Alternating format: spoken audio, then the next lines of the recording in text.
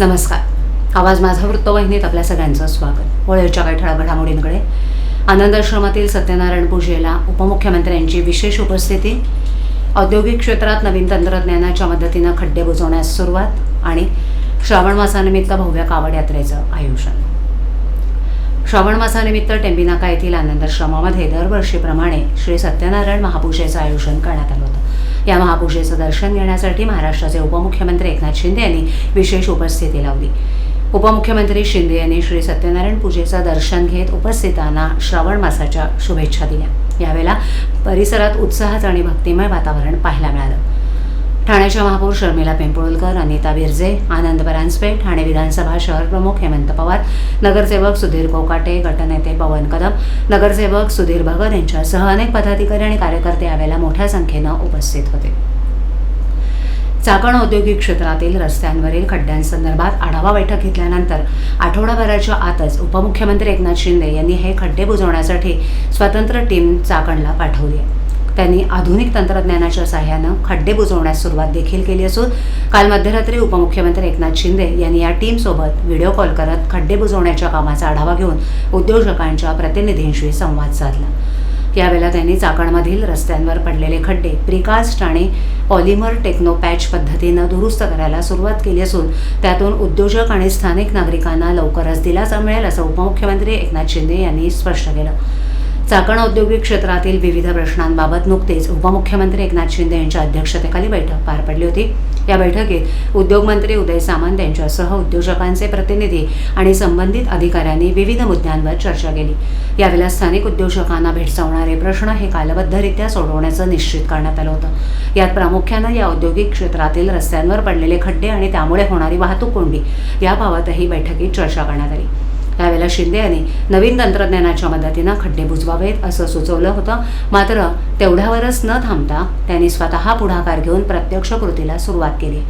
चाकण परिसरात रस्त्यावर पडलेले खड्डे तातडीनं भरता यावेत आणि लोकांना तातडीनं दिलासा देण्यासाठी त्यांनी CNC कंपनीचे सत्या लांडगे यांच्यासोबत आपली एक टीम चाकण इथे पाठवली होती. या टीमनं रस्त्यांची पाहणी केल्यानंतर त्यांना रस्त्याच्या कडेकडील भाग तिथे मोठ्या प्रमाणावर खड्डे पडल्याचं निदर्शनास आलं. तसंच तिथे पाण्याचा निचरा होण्याची काही व्यवस्था नसल्यानं हे खड्डे मोठे होऊन वाहनांसाठी त्रासदायक ठरत असल्याचं त्यांना आढळलं. या ठिकाणी रस्त्याचा भाग समतोल करून त्यावर तात्काळ M60 हार्डनर वापरून तयार केलेली प्रिकास्ट पॅचेस बसवण्याचा पर्याय त्यांना योग्य वाटला. त्यानुसार तात्काळ तिथे हे पॅचेस बसवण्याचं काम सुरू करण्यात आले. कालच हे पॅच चाकण इथे पाठवून प्रत्यक्ष खड्डे बुजवण्याच्या कामाला सुरुवात करण्यात आली आहे. यातील प्रत्येक प्रिकास्ट पॅच हा 4 टनाचा असून या मार्गावर 50-60 टन वजनाचे ट्रक ट्रेलर वाहून नेले जात असले तरी त्यांचं वजन झेलण्याची क्षमता या प्रिकास्ट पॅचमध्ये आहे. त्यामुळे येत्या काही दिवसातच हे पॅचेस बसवून तात्काळ रस्ता करून त्यावर वाहतूक सोडता येणं शक्य होणार आहे. त्यासोबतच तसंच M60 विथ हार्डनरचा वापर करून रस्त्यावरील अन्य खड्डे बुजवल्यास मुख्य महामार्गावरील वाहतूक देखील सुरळीत करता येणं शक्य होणार आहे. श्रावण मासानिमित्त इंदिरानगर नाका येथील कोपिनेश्वर मंदिरापर्यंत रामसेवेतर्फे भव्य कावड यात्रेचं आयोजन करण्यात आले. या यात्रेत हजारो शिवभक्त सहभागी होत असून दरवर्षी भगवान शंकराची पूजा आणि आशीर्वाद घेण्यासाठी अशा कावड यात्रा काढल्या जात असल्याची माहिती आमदार संजय केळकर यांनी दिली.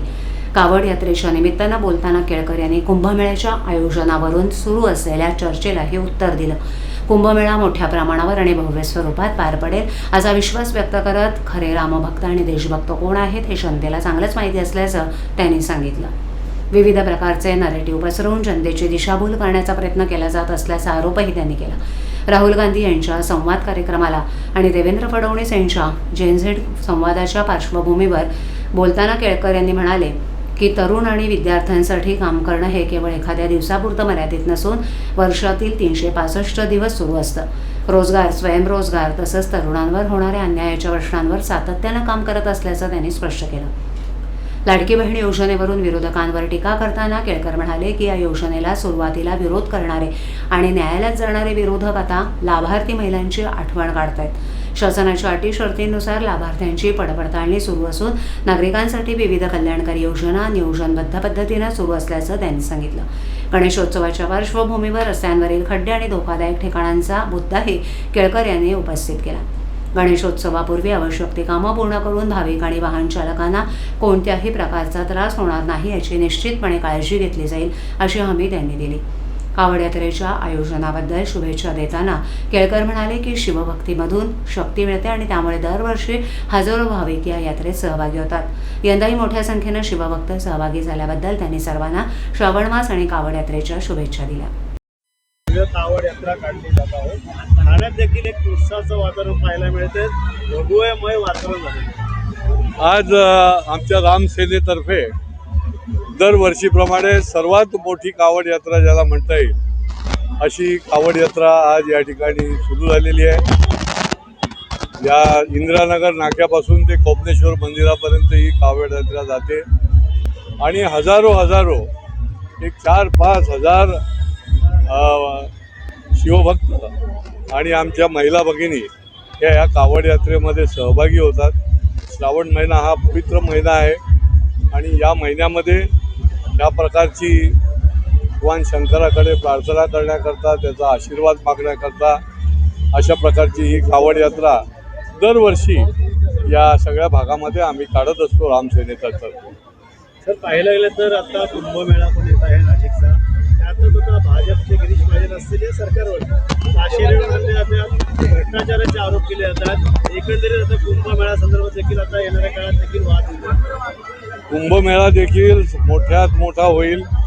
शेवटी या देशामध्ये जी जनता आहे ते सगळे भक्त आहेत. कुंभमेळा हे काय आजची गोष्ट नाही आणि त्याच्यामुळे किती चुकीचा नरेटिव्ह करण्याचा प्रयत्न केला तरी त्याचा काहीही उपयोग होणार नाही. रक्षाबंधन सणाच्या पार्श्वभूमीवर ठाणे मध्यवर्ती कारागृहातील बंदी बांधवांनी तयार केलेल्या विविध वस्तूंचं प्रदर्शन आणि विक्री केंद्र नागरिकांसाठी खुलं करण्यात आलंय. ठाण्यातील जुन्या RTO कार्यालयाजवळ हे विक्री केंद्र उभारण्यात आलं असून नागरिकांनी या केंद्राला भेट देऊन कारागृह प्रशासन आणि बंदी बांधवांचा उत्साह वाढवावा असं आवाहन करण्यात आलंय. कारागृह विभागाच्या सुधारणा आणि पुनर्वसन या विरुद्ध वाक्यानुसार बंदी बांधवांना शिवणकाम, सुतारकाम, लोहारकाम, बेकरी, पॉवरलूम यांसह विविध व्यावसायिक कौशल्यांचं प्रशिक्षण दिलं जातं. या माध्यमातून त्यांना रोजगाराची संधी उपलब्ध करून देतानाच त्यांच्या कामाचा मोबदलाही दिला जातो. रक्षाबंधनानिमित्त यंदा रंगबिरंगी राख्या, लाकडी लोखंडी वस्तू, आकर्षक शोपीस, सतरंजा, दरी, आसनपट्ट्या, कपडे, टॉवेल्स यांसह विविध वस्तू विक्रीसाठी उपलब्ध करून देण्यात आल्यात. हे विक्री केंद्र सकाळी 8:30 ते सायंकाळी 7 वाजेपर्यंत नागरिकांसाठी सुरू राहणार असून रक्षाबंधनाच्या निमित्तानं या वस्तूंची खरेदी करून बंदी बांधवांच्या कौशल्याला प्रोत्साहन देण्याचं आवाहन कारागृह प्रशासनाकडून करण्यात आलं. ठाण्यातील राष्ट्रवादीच्या अजित पवार गटाला गळती लागली.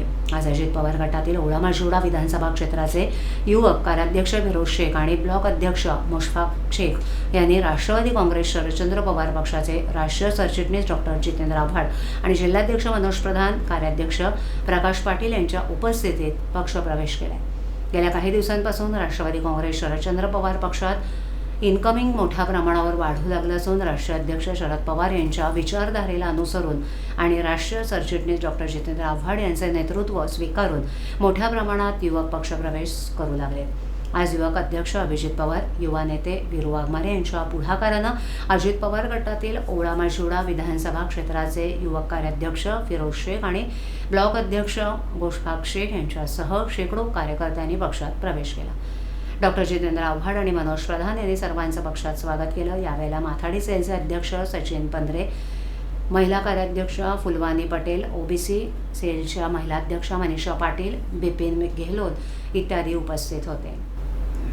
ठाण्यातील प्रसिद्ध ठाण्याचा राजा गोविंदा पथकानं दहीहंडीच्या पार्श्वभूमीवर सुरू असलेल्या सरावादरम्यान पाचपाखाडी नामदेववाडी नाका इथे तब्बल 9 थरांची यशस्वी सलामी देत इतिहास रचलाय. गेल्या अनेक वर्षांपासून सरावाच्या ठिकाणी 9 थर उभारण्याचं पथकाचं स्वप्न होतं. शनिवारी रात्री हे स्वप्न साकार झाल्यानं पथकातील गोविंदांनी एकच जल्लोष करत आनंद व्यक्त केला. गेल्या कित्येक महिन्यांपासून पथकातील युवक दिवसभर काम करून रात्री उशिरापर्यंत सराव करत होते. यंदाच्या सरावाच्या सुरुवातीलाच 9 थर उभारण्याचा संकल्प पथकानं केला होता. त्यासाठी गोविंदांनी अथक मेहनत घेतली. अखेर शनिवारी रात्री 9 थरांची यशस्वी उभारणी करत पथकानं आपला संकल्प पूर्ण केला. माजी नगरसेवक तुकाराम वाडकर यांच्या पुढाकारातून सुरू झालेल्या या गोविंदा पथकानं ठाण्यातील दहीहंडी क्षेत्रात आपली वेगळी ओळख निर्माण केली आहे. टेंबी नाका येथील धर्मवीर आनंद दिघे यांनी सुरू केलेल्या दहीहंडी उत्सवात ठाण्याचा राजा गोविंदा पथकानं पहिल्यांदा 8 थर उभारण्याचा विक्रम केला होता. या कामगिरीनंतर पथकाला ठाण्यात विशेष ओळख मिळाली. मात्र मध्यंतरीच्या काळात पथकाच्या वाटचालीला काहीशी मरगळ आली होती.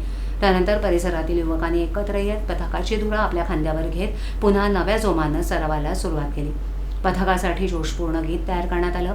तसंच आकर्षक टी-शर्टही तयार करण्यात आलेत. त्यामुळे गोविंदांमध्ये नव्या उत्साहाचं वातावरण निर्माण झालंय.